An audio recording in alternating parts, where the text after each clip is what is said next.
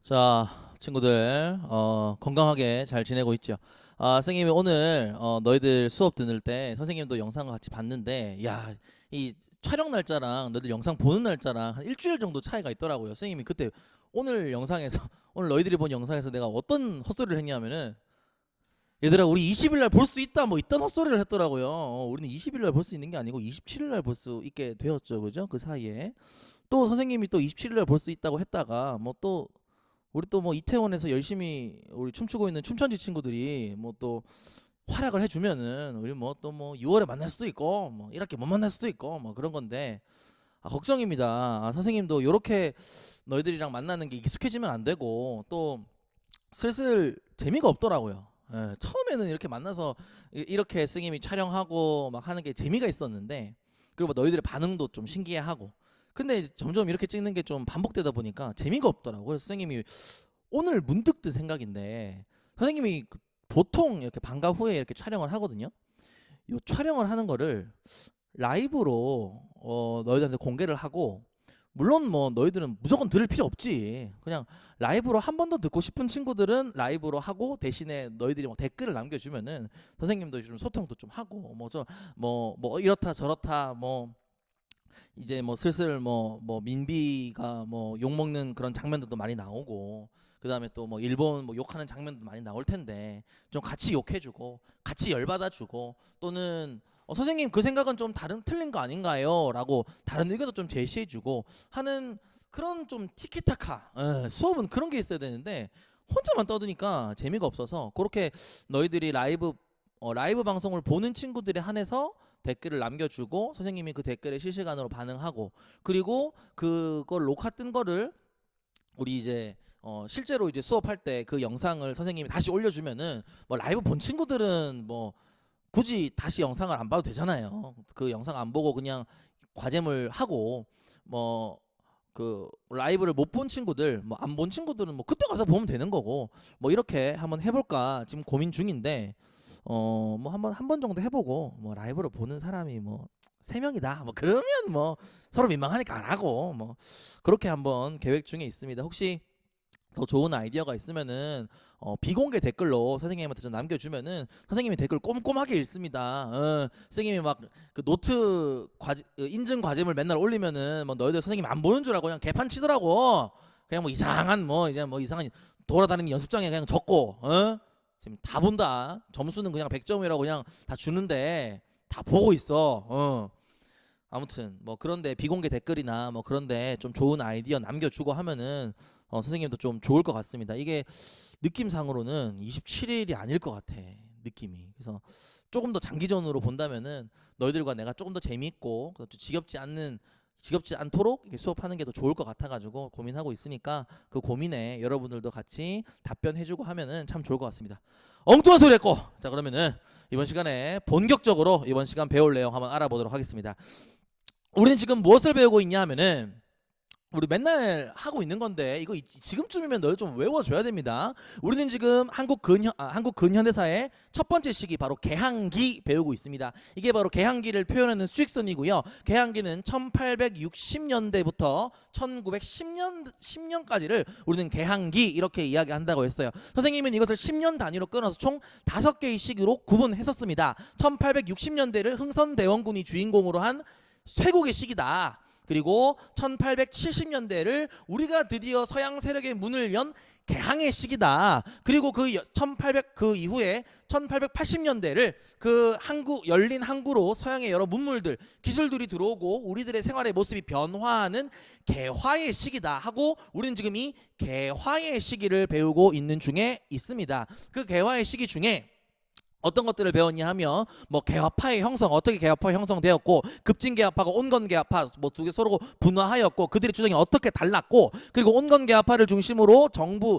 개화 정책이 어떻게 진행되었고, 복습 한번 해볼 거예요. 아세이 통리, 유세이 통리, 기무하면 대답해야 되는데 대답 안 한 친구들은 탈락이야. 아무튼 통리기무화문을 중심으로 뭐 사절단을 보내고 뭐 별기군을 만들고 기기창을 만들고 뭐 이런 이야기 했었죠. 그리고 이제 우리 4번으로 배우고 있는 게 뭐냐 하면, 그런 정부의 개화 정책에 반대했던 세력들 그리고 그 반대했던 그 마음 때문에 일어났던 사건들을 배우고 있습니다. 지지난 시간에 위정 척사 운동 했고요. 지난 시간에 이모군란 했고요. 이번 시간에 마지막 사건입니다. 굉장히 재밌고 선생님은 개인적으로 굉장히 아쉽기도 하고 중요한 사건이라고 생각하는데요. 그래서 선생님이 중요하면 얘들 어떡하겠니? 시험에 4개 찍었더라. 그지? 외워야지. 자, 세 번째 사건입니다. 따라합시다. 갑신정변. 갑신정변은 1884년도에 있었던 사건입니다. 선생님 연도 외워야 돼요? 외울 필요는 없는데 외워두면 좋습니다. 요건 82년도였죠, 그죠? 요것도 이모군란도 외울 필요는 없는데 외워두면 좋습니다. 그럼 공부 잘하는 사람들은 외우고 공부 못하는 사람들은 외우려고 하다가 못 외우고 뭐 이렇더라고요. 자, 아무튼 자 그러면은 쌤이 갑신정변 지난번에 한번 이야기를 했었는데 어떨 때 이야기를 했었냐면 개화파의 분화를 이야기를 하면서 급진개화파가 주도했던 급진개화파가 일으켰던 사건이 바로 갑신정변이다. 이 정도 이야기했던 것 같아요. 그러면은 당연히 갑신정변은 갑신년에 있었던 변이다. 뭐 이런 뜻이에요. 그러면 우리 갑신정변의 배경부터 한번 알아보도록 하겠습니다. 갑신정변의 배경은요 굉장히 복잡합니다. 일단은 갑신정변의 배경을 이해하기 위해서 요 이모군란 복습부터 해야죠. 여러분들 기억나죠? 이모연에 선생님 이모 욕하는 거 아니라 그랬어. 이모연에 군인들이 난을 일으켰고 그 이모군란으로 인해서 청나라의 내정 간섭이 심해졌다. 그리고 뭐 일본에게는 뭐 여러 배상금을 지불하게 되고 결정적으로 중요한 결과는 뭐였어요? 청나라의 군대와 일본 군대가 우리나라에 주둔하고 있는 그런 상황이었다. 뭐 이런 이야기 했었습니다. 그러니까 갑신정변 1882년 이후에는요 청나라의 내정 간섭이 너무너무 심화되어 있는 그런 상황이었어요. 그러니까 급진개화파 친구들 선생님이 지난 시간에 온건개화파 급진개화파 구분해주면서 온건개화파가 청나라 4대를 인정했다면 급진개화파가 주장하는 건 무엇이라 그랬어요? 청나라로부터의 독립이라고 이야기를 했죠. 청나라로부터 우리가 4대 하는 걸 끊고 우리가 뭔가 자주국가로 나아가야 된다. 그렇기 때문에 우리는 청나라가 아니라 일본의 메이지 유신을 본받아야 된다. 청나라의 양무운동이 아니라 우리도 일본처럼 사상, 정신, 종교, 제도 모든 것들을 받아들여서 근대화해야 된다라고 주장했던 인물들이 바로 급진개화파 인물들이라 그랬어요. 그런데 그때 그 상황은 어떻습니까? 청나라의 내정 간섭이 더 심해지고요. 청나라의 4대 하는 사람들이 더더 득세하게 되는 그런 상황이었어요. 그러니까 급진개화파 사람들은 어떤 마음이 들었겠어? 이렇게 하면 우리나라가 안 되겠는데? 이렇게 하면 우리나라가 망하겠는데? 이렇게 하면 우리나라가 완전히 청나라의 속국이 되겠는데? 이런 위기의식이 느낀 거죠. 그리고 또 개화 정책을 하는데 돈이 엄청나게 많이 든다 그랬죠. 근데 선생님 지난 시간에도 얘기했지만 민비가 돈을 엄청나게 많이 썼다 그랬잖아요. 개화 정책에 돈 쓴 것도 아니고 지 아들 잘 되라고 그리고 자기의 위상을 높이기 위해서 여러 가지 돈을 많이 썼어요. 그러니까 국가 재정에 파탄난 상황에서 개화 정책은 해야겠고 청나라한테 그래도 청나라 군대 주둔비도 줘야 될 거 아니에요. 청나라가 우리 조선을 위해서 지금 조선에 주둔하고 있는데 뭐 밥 먹고 뭐 자고 먹고 이런 것도 우리가 해줘야 될 거 아니야. 세금이 더 많이 나가는 상황입니다. 그러니까 국가 재정을 확보하기 위해서 민씨 정권이 어떻게 하냐면은 당오전을 발행합시다 이런 이야기를 너희 적지 마세요. 선생님만 여기 이거 너무 자세한 이야기라서 적을 필요 없는 거예요. 당오전 그러니까 5배 숫자 5입니다. 5배의 값어치를 하는 동전 이런 뜻이에요. 이렇게 하면 여러분들이 이제 떠오르는 게 비슷한 단어가 있어야 되잖아. 우리 배웠잖아. 요때 배웠잖아. 백전이라고 배웠죠. 흥선대원군이 경복궁을 만들면서 그때 당시에 화폐의 100배의 가치를 하는 동전을 만들어냈다. 근데 그것의 단점은 뭐였어요? 인플레이션, 물가 상승이었죠. 마찬가지입니다. 요때도 민씨 정권이 당오전을 만들어가지고 부족한 자원을 충당하려고 했습니다. 그런데 급진개화파, 특히 급진개화파의 대표 인물 김옥규는요. 이거 안 되는데? 이렇게 하다가는 우리 백성들 다 굶어 죽겠는데 우리나라만 못 사는 게 아니라 인플레이션 와가지고 막 백성들이 너무너무 더 힘들겠는데 이런 생각을 한 거예요. 그래서 고종한테 직접 찾아갑니다. 전하, 제가 이 당오전 발행을 그만하시고 중단시키시고 제가 일본으로 건너가서 일본에서 돈을 좀 빌려오겠습니다. 그리고 그 돈으로 개화를 하면 좀 어떻겠습니까? 여러분들 그때 당시에 개화 정책을 주도하는 세력은 온건개화파라고 이야기를 했습니다. 그들이 나이가 좀 더 많았거든요. 근데 온건개화파는 청나라를 좋아하는 친청 세력이라고 했고, 그리고 이모곤란 이후에 청나라의 청나라의 간섭이 심화해 있는 상황에서 완전히 친청파들의 천국입니다. 그런 친청파들, 특히 민씨가 당호전을 만들겠다, 이런 당호전 드라이브를 건 거예요. 근데 거기서 브레이크를 누가 딱 하는 거죠. 누가? 김옥균이. 그리고 나서 이 대세를 일본으로 바꾸고자 하는 정치적인 계략을 짠 겁니다. 왜냐하면 급진개혁파는 뭔가 힘이 없잖아요. 지금 뭔가 온건개혁파의 세력을 뭔가 이길 만한 그런 마땅한 게 없으니까 요 당호전을 브레이크를 걸면서 일본에게 제가 돈 빌려고 했습니다. 저에게 한번 기회를 주십시오. 그리고 나서 제가 만약에 일본에게 돈을 차관을 빌려온다면 온건개혁파 말 듣지 말고 급진개혁파 저희들의 말 좀 젊은 개혁파들의 젊은 사상가들의 말 좀 들어주세요. 이렇게 이야기를 한 거죠. 고종이 그래 그렇게 한번 해봐. 야, 김옥균이 신났습니다. 김옥균이 그때 당시에 일본으로 수신사로 건너가면서 일본의 사상가들과 좀 친한 상태였기 때문에 굉장히 자신이 있었던 거죠. 그런데 막상 일본에 가보니까 일본의 상황이 좋지 않은 거죠. 돈 빌려주기 어려운데 이렇게 생각하는 거예요. 그러니까 김옥균이 조선으로 돌아가기 싫잖아요. 왜냐면 너무너무 민망하고 쪽팔리고, 이게 민망한 게 이게 문제가 아니라, 여러분들 아까 이야기했죠. 온건개혁파와 민씨 세력들이 어떤 무언가를 추진하려고 하는데 김옥균이 확 막아버렸다고. 근데 명성황후가 어떤 사람인데, 민비가 어떤 사람인데, 지난번에 얘기했잖아요. 우리 이쁜 처녀 결혼도 못하고 왕비 때문에 결혼도 못하고 어떻게 그 주막 여자 죽이려고 그 동네 사람 다 죽였다고 얘기했잖아요. 엄청나게 무서운 사람입니다. 그러니까 김옥균은 생각을 한 거죠. 이걸 내가 실패하고 조선으로 돌아가면 난 죽은 목숨에 다름없다. 조선으로 돌아가자고 술만 주구장창 마십니다. 근데 옆에서 좀 친한 일본의 사상가가 이렇게 이야기합니다. 옥균상, 왜 그렇게 슬퍼하고 있나 옥균상. 지금 우리나라 상황이 이러이러하니 내가 너무너무 슬프다. 지금 우리나라도 걱정되고, 그리고 나도 지금 내 목숨도 좀 위험하니 이걸 어떻게 하면 좋나. 옥균상, 나에게 하나의 방법이 있네. 그게 뭔가? 지금 옥균상이 모르는 하나의 정보를 내가 입수했는데 지금 청푸전쟁이 곧 있으면 발발할 것 같네. 지난번에도 얘기했지만 프랑스는 인도차이나 반도에 관심이 있었습니다. 그런데 청나라는요, 인도차이나 반도가 우리나라처럼 자신의 속국이라고 생각하고 있었거든요. 그러니까 청나라와 프랑스가 인도차이나 반도를 두고 한판 전쟁을 벌이려고 하는 거예요. 그러니까 너희들이 이 청푸전쟁을 빌미로 너희들이 정변을 한번 일으키면 되지 않나. 정변을 일으키려고 하면 지금 청나라의 군대가 들어와 있다니까. 우리나라에 들어와 있다. 3,000명이나 들어와 있는데 우리 소규모 병력으로는 청나라의 군대를 이길 수가 없네.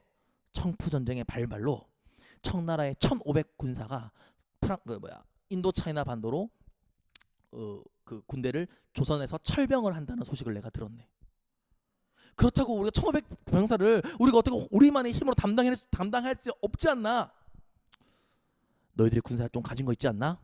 내가 일본 공사관 다케조에, 이름 뭔지 모르겠어요. 다케조에게 이야기를 해가지고 우리 일본 조선에 주둔하고 있는 일본 군사도 지원을 할 수 있도록 해주겠네.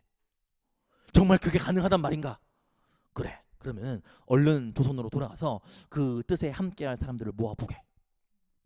김옥균이 다시 조선으로 건너옵니다. 그러고 나서 급진개혁파 젊은이들을 모으기 시작하죠. 김옥균, 박영효, 호경식, 서광범, 서재필 이런 친구들을 모읍니다. 자신의 계획을 이야기를 하죠. 이것은 목숨 걸어야 하네. 이것을 만약에 실패한다면 영모죄로 우리 3대가 멸절하고 말 거네. 하지만 내 생각에는 이렇게 하지 않으면 우리가 청나라의 속국으로 영원히 남을 수밖에 없고 근대화는 부국 강병은 이룰 수 없을 것 같네. 너희들의 생각은 어떠한가? 목숨 걸겠습니다 한 거죠. 이게 얼마나 대단한 일이냐면 선생님이 아까 쭉 열거했던 급진개혁파 인물들이요 정말 대단한 사람입니다. 김옥균, 안동 김씨입니다. 여러분들 안동 김씨가 어떤 사람입니까? 흥선 대웅이 집권하기 전에 외척 가문이에요. 안동 김씨 말 하나면 나는 새도 떨어뜨린다는 그런 위세 있는 집안 사람입니다. 박영효는요 철종의 사위예요. 그러니까 왕의 척족 집안입니다. 홍영식은요 영의정 집안 사람입니다. 아버지가 영의정이에요. 서광범은요 판서 집안, 지금으로 말하면 장관, 아버지가 장관하고 있는 아들인 거예요. 완전 엘리트 집안들입니다. 그러니까 그 엘리트 집안들이 나라를 위해 목숨 걸겠다 이렇게 한 거예요. 대단한 잘한 거죠. 이들의 나이는 선생님이 정확히 기억하는지 모르겠는데 33, 32, 뭐 28, 27, 심지어 서재필이라는 사람은요 20살입니다. 야, 선생님 그때는 완전 아무 생각 없이 놀 때 바빴는데 아무튼 이런 엘리트 집단들이 내가 목숨 걸고 우리나라 한번 살려보겠다, 한번 이 정변에 참여해보겠다 한 거예요. 그러니까 어떻게 하면 좋겠나, 홍영식이 이야기를 합니다. 내가 지금 우정총국 개국 총 지휘관이지 않나? 우정총국이 뭐냐면 지금으로 말하면 우체국입니다. 그러니까 근대식 우편물 제도가 그때 이제 시작을 한 거예요. 그래서 우정총국 개국 축하연이 이제 곧 있으니 그 축하연 때 여러 온건 개화파 사람들을 불러 모으겠네. 그리고 민씨 집단들을 좀 불러 모으겠네. 그리고 그들에게 파티를 명목으로 해서 여러 가지 술을 먹이고 난 다음에 그들을 죽이고, 그리고 고종에게 들어가서 고종을 고종을 감금시키고, 그리고 우리가 정권을 잡아보세. 이렇게 된 거예요. 배경을 한번 쭉, 아까 쌤이 쭉 설명을 했는데 쭉 한번 적어보도록 하겠습니다. 일단 갑신정의 배경은 청의 내정 간섭에 대한 불만이죠. 왜요? 급진개화파 사람들은 간섭? 아니 몰라, 불만 이렇게 적어. 니들 와서 이해해. 자, 내정 간섭에 대한 불만. 그러니까 급진개화파 사람들은 이 청나라로부터 독립하고 싶어 했으니까 여기에 대한 불만을 가졌고, 그리고 소극적인 개화 정책에 불만을 가졌다. 우리 교과서는 이렇게 나와 있어서 선생님도 어쩔 수 없이 여기 적는데, 소극적 개화 정책?